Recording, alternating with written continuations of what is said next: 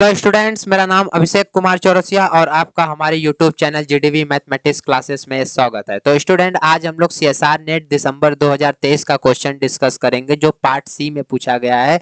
इस क्वेश्चन का question ID और क्वेश्चन नंबर स्क्रीन पर मेंशन है, आप वहां से नोट कर लीजिएगा। अब हम लोग क्वेश्चन स्टार्ट करते हैं। तो स्टूडेंट, क्वेश्चन कर रहा है, let A be n cross n real symmetric matrix which of the following statement are necessarily true. तो आप बच्चा, आप देख रहे हो कि क्वेश्चन में बस इतना वर्ड ही मेंशन है, इसके बाद और कुछ मेंशन नहीं है। तो यहां से हमको कौन कौन सा कीवर्ड पता चला, एक बार उसको हम लोग नोट कर ले। तो बस एक वर्ड पता चला, रियल सिमेट्रिक मैट्रिक्स। अच्छा, रियल सिमेट्रिक मैट्रिक्स तो इसके बारे में हम लोग जान लेते हैं। ये हम लोग बहुत पहले से जानते हैं कि ए ट्रांसपोज अगर ए के बराबर हो जाता है तो वो सिमेट्रिक मैट्रिक्स कहलाता है। और रियल मैट्रिक्स उसको कहते हैं, अगर हम 2x2 का ही ले लेते हैं, 2x2 में जैसे ए बी सी डी ये हमारे एंट्रीज है। ए बी सी डी ये चार एंट्रीज है, चारों एंट्रीज अगर रियल हो और ये सिमेट्रिक भी हो तो ये इस ऐसे मैट्रिक्स को हम लोग रियल सिमेट्रिक मैट्रिक्स कहते हैं। ठीक है, तो स्टूडेंट क्वेश्चन में बस let A be n cross n real symmetric matrix और इसके अलावा कुछ नहीं दिया, तो आपके माइंड में तुरंत एक बार सेट हो जाना चाहिए कि ये चारों ऑप्शन हमको थ्योरम के हेल्प से ही सॉल्व करना होगा। अदरवाइज इसका कोई हम लोग काउंटर वोंटर एग्जाम्पल से नहीं सॉल्व कर सकते, इसको थ्योरम से ही सॉल्व करना होगा। तो सबसे पहले इसमें सबसे important theorem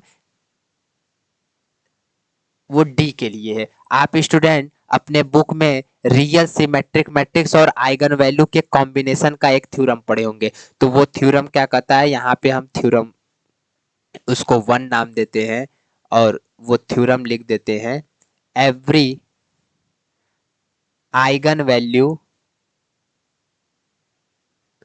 of real symmetric matrix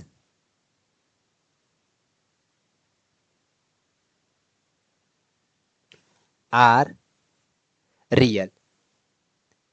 तो स्टूडेंट, थ्योरम वन कह रहा है कि every eigenvalue of real symmetric matrix, मतलब रियल सिमेट्रिक मैट्रिक्स के जितने भी आइगन वैल्यू होते हैं वो सारे आइगन वैल्यू हमारे क्या होते हैं, रियल होते हैं। तो इस थ्योरम के हेल्प से हमारा ऑप्शन डी ट्रू हो गया। तो ऑप्शन डी ट्रू हुआ कैसे, एक बार आप क्वेश्चन को फिर से देख लीजिए, let A be n cross n real symmetric matrix then all eigenvalues are real. ये आपसे पूछ रहा है तो थ्योरम ये कहता है, तो इसलिए ऑप्शन डी हमारा क्या हो गया, ट्रू हो गया।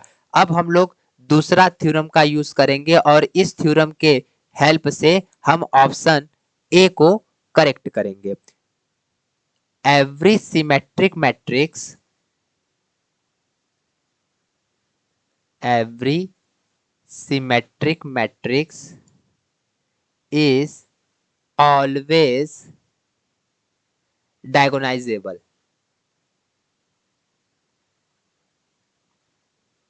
ये भी थ्योरम है, तो ये इस वाले थ्योरम के हेल्प से हम ऑप्शन ए को क्या कर देंगे, करेक्ट कर देंगे। कैसे, एक बार फिर पढ़ लीजिए आप, let A be n cross n real symmetric matrix then A is diagonalisable, वो आपसे पूछ रहे हैं। तो ये थ्योरम टू का स्टेटमेंट है और थ्योरम टू के स्टेटमेंट से मेरा ऑप्शन ए क्या हो जाएगा, ट्रू हो जाएगा। अब स्टूडेंट, बी और सी बहुत ये इंपॉर्टेंट पार्ट है क्वेश्चन का, ये बी और सी जो है वो बहुत अच्छा पार्ट है। अब यहाँ पर हम बी और सी को सॉल्व करने के लिए हम तीसरा थ्योरम यूज करेंगे। इसका स्टेटमेंट हम लिख दे रहे हैं, if A is any n cross n square matrix over field F and let mu of x, ये एक्स है, ठीक है, mu of x be its minimal polynomial, minimal polynomial if p of x belongs to f of x is any polynomial any polynomial such that p of a is equal to 0, then mu of x divides p of x।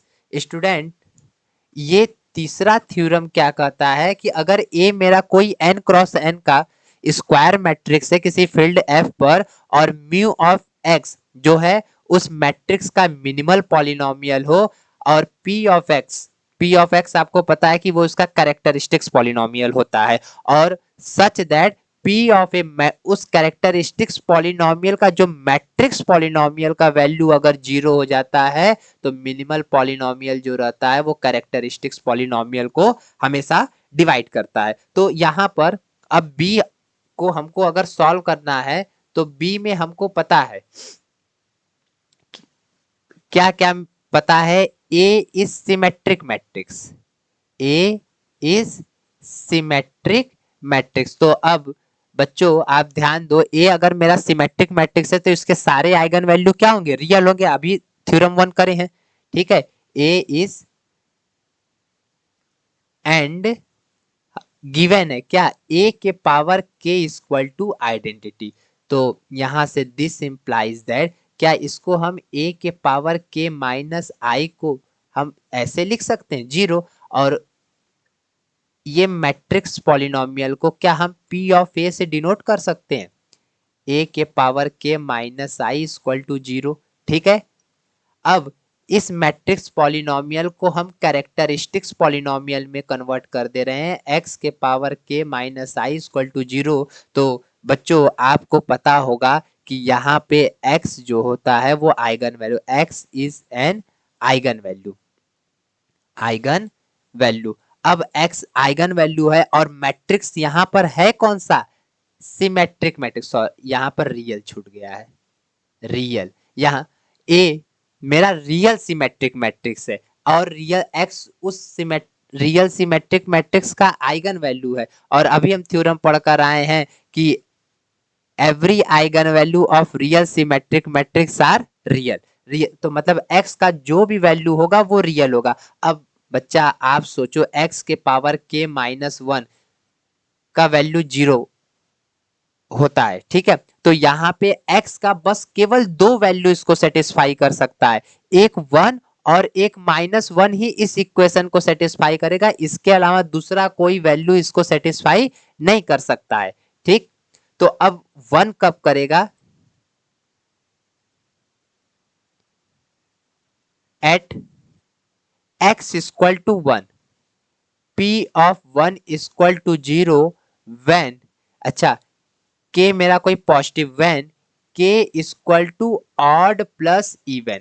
अब odd plus even का लिखने का मतलब ये है कि के जो है वो मेरा कोई पॉजिटिव इंटीजर है, 1 2 3 4, तो इसमें ऑड और इवन दोनों आएंगे, तो हमने यहाँ पर ऑड प्लस इवन कर दिया।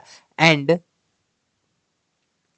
एट एक्स इक्वल टू -1, जब हम p ऑफ -1 करेंगे तो p ऑफ -1 पे -1 के पावर k -1। अब जब k मेरा इवन होगा तब ये 0 होगा, ऑड के लिए ये 0 नहीं होगा, ठीक है। तो यहां पर हमको पता चला कि ये 0 कब होगा, जब इवन हो। तो आप 1 में ऑड और इवन ये दोनों के लिए 0 हो रहा था, लेकिन x इक्वल टू -1 पर ये बस इवन के, तो दोनों में हमको कॉमन पार्ट क्या मिला, वो इवन नंबर मिला, ठीक है।